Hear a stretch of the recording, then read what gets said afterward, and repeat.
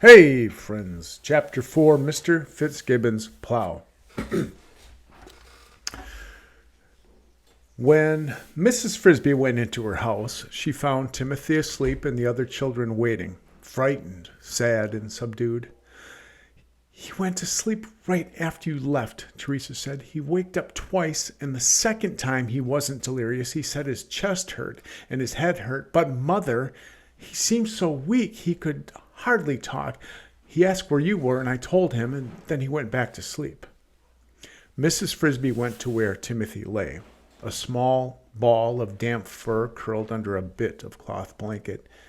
He looked scarcely larger than he had when she had and Mr. Frisby had carried him to Mr. Age's as an infant. And the thought of that trip made her wish Mr. Frisby were alive to reassure the children and tell them not to worry.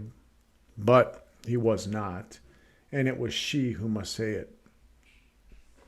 "Don't worry," she said.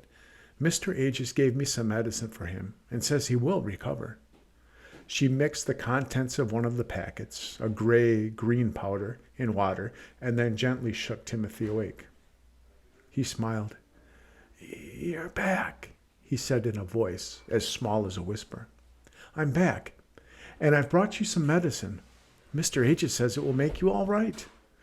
She lifted his head on her arm, and he swallowed the medicine. "I expect it's bitter," she said. "It's not so bad," he said. "It tastes like pepper." And he fell back to sleep immediately. The next morning, as predicted, his fever was lower, his breathing grew easier, and his heartbeat slowed down. Still, that day he slept 7 hours out of each 8. The next day, he stayed awake longer, and on the third day he had no fever at all, just as Mr. Ages had said. However, since Mr. Ages had been right in all that, Mrs. Frisby knew he was sure to have been right in the other things he had said. Timothy was really not strong yet. He must stay in bed, stay warm, and breathe only warm air. During those 3 days, she had stayed close by his side, but on the 4th, she felt cheerful enough to go for a walk and also to fetch some more of the corn from the stump so that they could have it for supper. She went out her front door into the sunshine and was surprised to find a spring day waiting for her. The weather had turned warm while she had stayed indoors. February was over, and March had come in, as they say, like a lamb.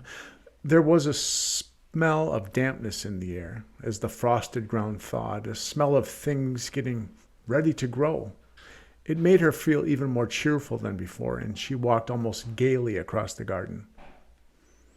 And yet, despite the fine warmth of the day, indeed in a way because of it, Mrs. Frisby could not quite get rid of a nagging worry that kept flickering in her mind.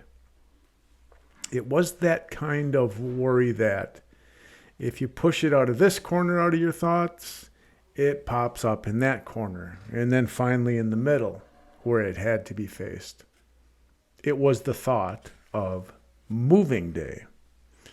Everybody knows that the groundhog comes up from the deep hole where he has slept away the winter, looks around, and if he decides the cold weather is not over, goes back down to sleep for another 6 weeks. Field mice like Mrs. Frisby are not so lucky. When winter is over, they must move out of the garden and back to the meadow or the pasture, for as soon as the weather allows, Farmer Fitzgibbon's tractor comes rumbling through, pulling the sharp-bladed plow through the soil, turning over every foot of it. No animal caught in the garden that day is likely to escape alive, and all the winter homes, all the tunnels and holes and nests and cocoons are torn up. And after the plow comes the harrow with its heavy, creaking discs, and then the people with the hoes and the seeds. Not all the field mice move into the garden for the winter, of course. Some find their way to the barn lofts. Some even creep into people's houses and live under the eaves or in attics, taking their chances with mouse traps. But the Frisbys had always come to the garden, preferring the relative safety and freedom of the outdoors. Moving day, therefore, depends on the weather, and that is why a fine day set Mrs. Frisby worrying, even as she enjoyed it. As soon as the frost was out of the ground, the plow would come, and that could happen as a month earlier or later, one year than the last. And the worry was this: if it came too soon, Timothy would not be able to move. He was supposed to stay in bed, and moving meant a long walk across the field of winter wheat, up and down the hill to the brook's edge where the Frisbys made their summer home. And not only that, the home itself would be damp and chilly for the first few weeks, as summer homes always are, until early spring turned to late spring and the nights grew truly warm. This was something that Mrs. Frisby and the children did not ordinarily mind. Moving day, in fact, was normally a gay time, for it marked the end of the gray weather and the frost.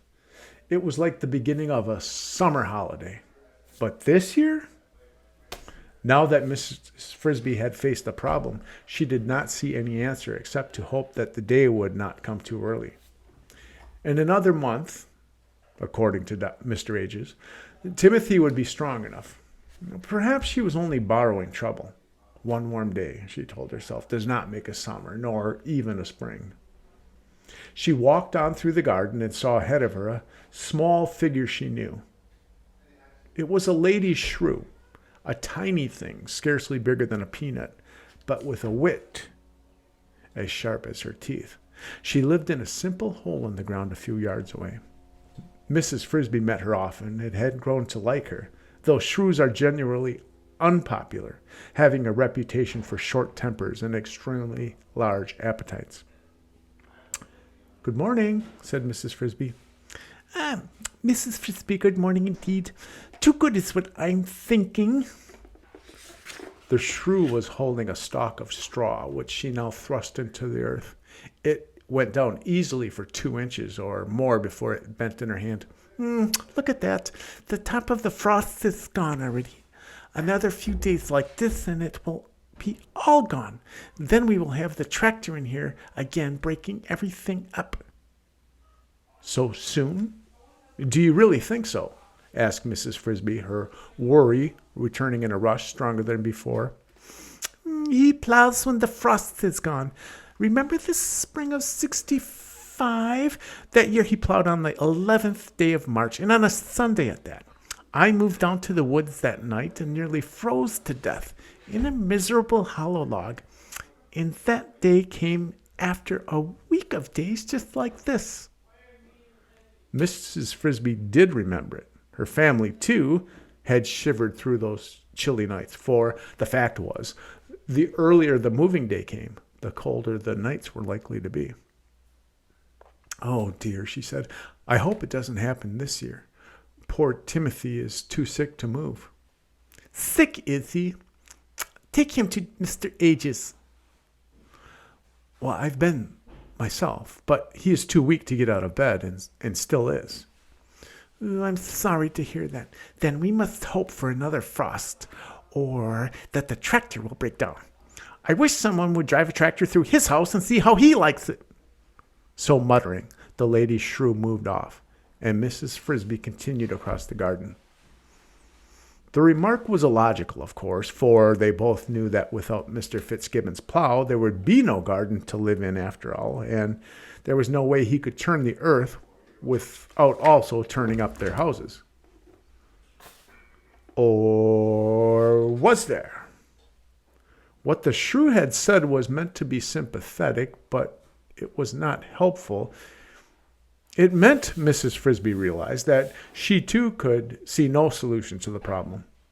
But that did not mean that there was none. She remembered something her husband, Mr. Frisby, used to say: "All doors are hard to unlock until you have the key." All right, she must try to find the key. But where? And whom to ask? And then, as if to make things worse, she heard a sound that filled her with alarm. It came from across the fence in the farmyard, a loud, sputtering roar. it was Mr. Fitzgibbon starting his tractor. The next chapter, 5 days. All right, friends, have a good day. Get on Google Stream. Let me know what you think of this book. Let me know what you're reading. And let me know how you're doing. All right, friends, have a great day. See you later.